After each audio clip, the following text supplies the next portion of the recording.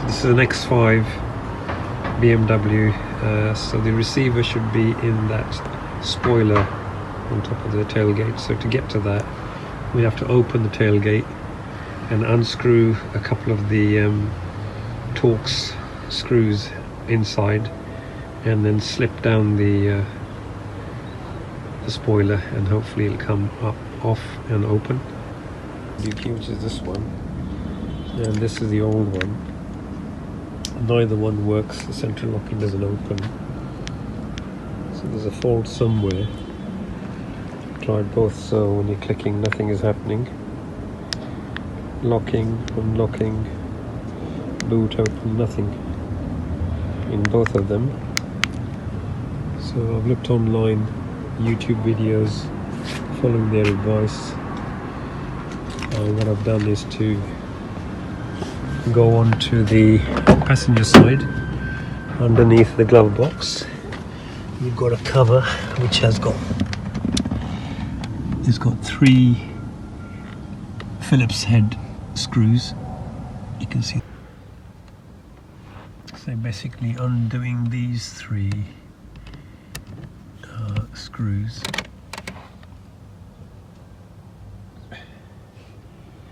and taking off this cover underneath. The fuse box is actually under here, so you can see that there is a screw there. Maybe you can see that, maybe you can't see it. Underneath there you can see there's a green screw there. It's a Phillips screw, so you need to undo that one and the fuse box will drop down. It's such an awkward position. A BMW like you to take the car into the workshop, I think. Unscrewed it, it just drops down, and you can see the fuse box there. The fuses we're after are these five fuses from the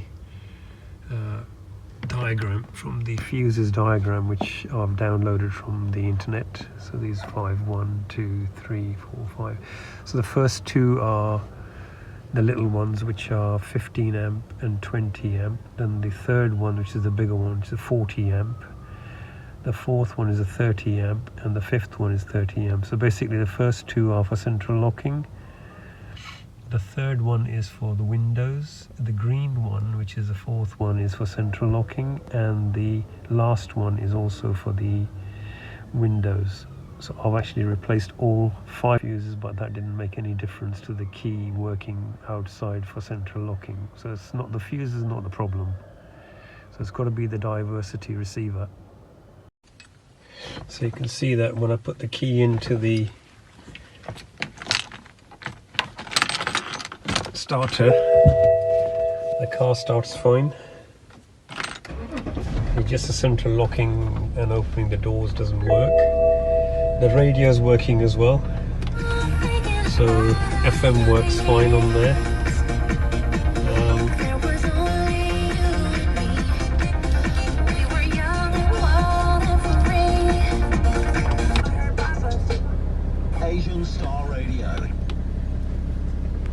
So then you can see that the radio is working. The videos explained that if the diversity receiver is not working, then the radio wouldn't work and the central locking wouldn't work. But I think following that video, there are 2 separate connections. One is for the FM radio and one is for the central locking. So I think the FM radio connector is fine. It's a central locking connector in the diversity receiver that's not working. So that's the next thing we're going to investigate now that we know that the fuses are fine. The windows go up and down, you can see that. And the rear window, the driver's side window, and the rear window. So the next thing we're going to investigate is trying to take the diversity receiver from the tailgate. The diversity receiver is actually in the tailgate spoiler. Here you can see the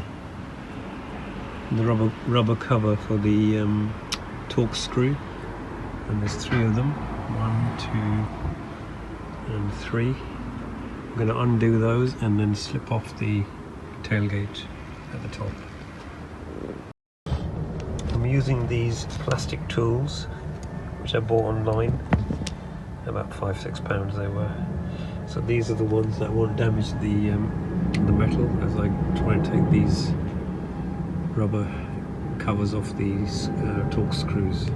So these are not actually torque screws as I thought. They're actually little nuts on the, I think it's a number 10 or number 8 maybe. So I'll have to go and get a socket spanner. Where's it gone? It's there somewhere. There it is. 3rd one. So I have removed those bolts from there. You can see the 3 bolts there. And that's that. That is the bolt. I still couldn't take the spoiler off, so I looked further into YouTube videos and saw that I have to take off the side internal plastic panel, which comes off quite easily. You have to just do it gently, but you know, it will come off. It's got clips on there, metal clips, which go into the fitting, so that has to come off. Same with the back one, and also the other side.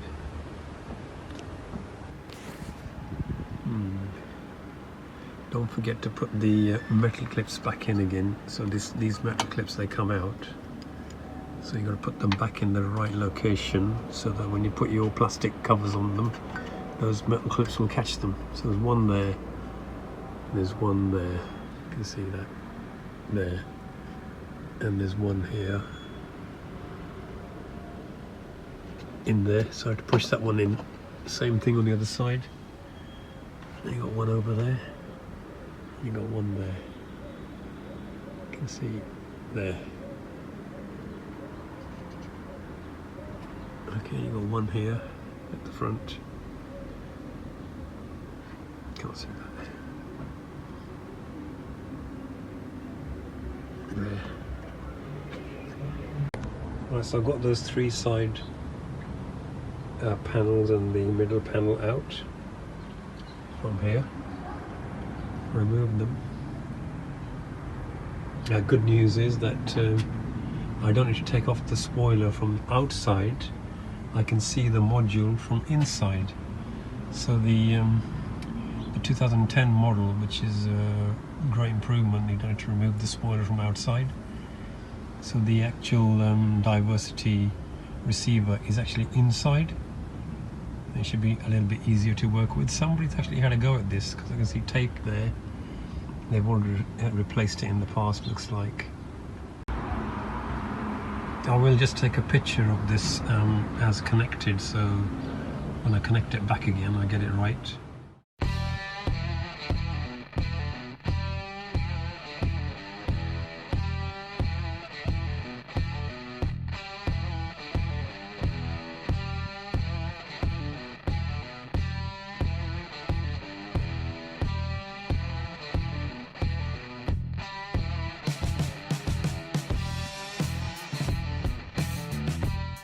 This is a new diversity receiver which just arrived today.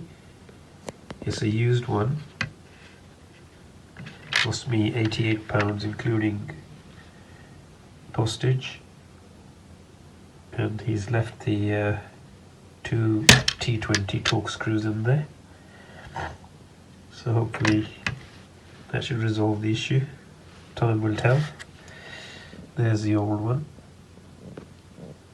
I've actually put a mark on the back to make sure that I'll put the same one back again. So this has come with the same connector, the black connector. The one that I ordered has come with the same connector as the old. It's got a connector in there. Okay, so I've put the clips back in again. They just click back in place, this one here. then these two. So this is for the radio, and this I guess is the central locking, and this is the power. So they just click back in again. They clicked in fine, and then I've put the two torque screws, tighten them up.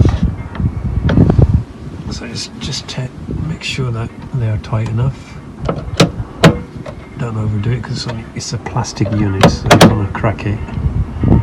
So that's that done. Let's now check if it's worked. So I'm going to first check with my old key.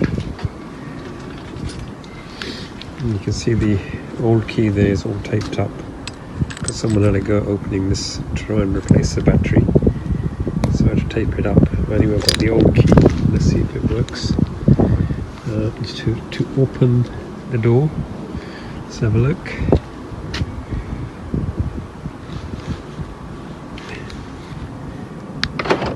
That works fine. So press it and keep it pressed. All the windows should open. So there you go.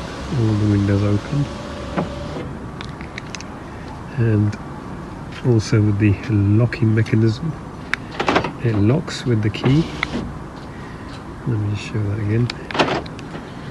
So if I press the locking mechanism, it locks. If I hold the lock button down, all the windows close.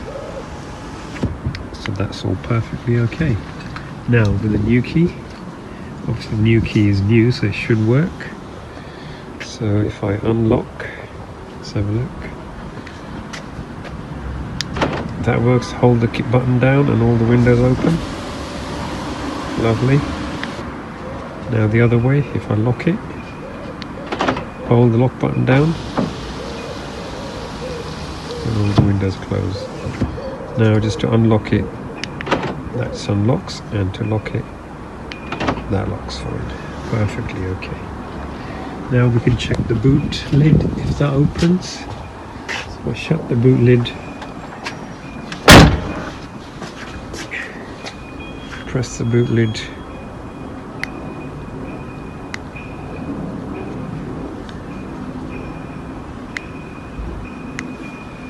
Let's see here. Now that's locked. It's locked in there. The boot lid doesn't open. The other issue I had was when I opened the door with the blade key. So the central locking will open with the blade key, and I opened the door, the alarm used to go off all the time. But now that I've got the remote locking mechanism, the key working, so if I use that to unlock, and I wonder if the alarm's fixed as well. So unlock, open the door. Yeah, the alarm doesn't go off now. That's good.